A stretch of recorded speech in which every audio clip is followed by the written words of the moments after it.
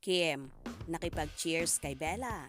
Handa na nga bang harapin na wala na ang anino ni Sian sa buhay niya?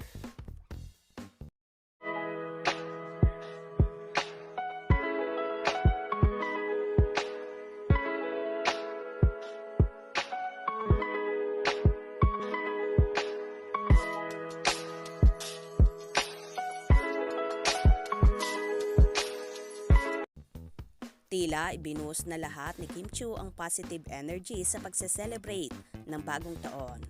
Nag-New Year nga ang kapamilya actress sa Los Angeles kung saan kasama niya ang kanyang mga kaibigan na sina Bella Padilla, mag-anak ni Angelica Panganiban, si Direk Andoy Ranay at marami pang iba.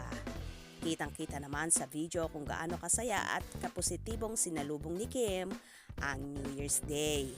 Ayon sa naging caption ni Chinita Princess, Happy New Year 2024.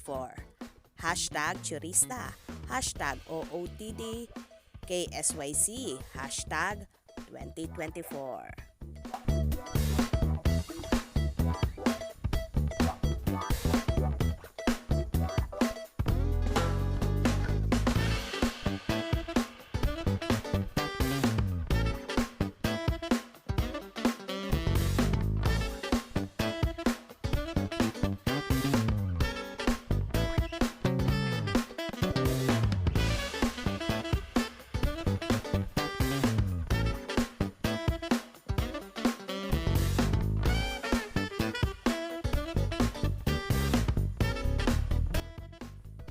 May short video naman ay binahagi si Chinita Princess sa kanyang Instagram kung saan umiinom sila ng alak ng kanyang BFF na si Bella kung saan nag-cheers pa ang dalawa.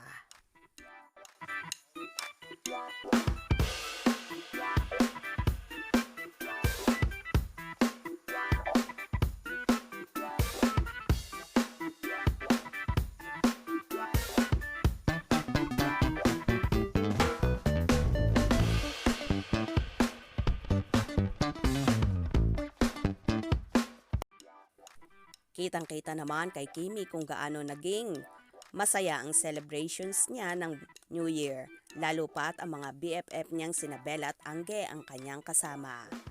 Kaya paniguradong punong-puno ng tawanan at kulitan ang kanilang naging bonding.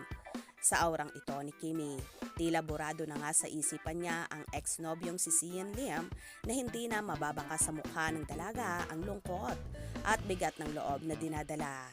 Handa na bang salubungin ni Chinita Princess ang taong 2024 na wala na ang anino ng isang Sian Liam sa buhay niya? Kaya naman tumutok at wag na wag pahuhuli sa mga maiinit na kaganapan. Anong inyong magiging reaksyon sa bidyong ito? Comment below.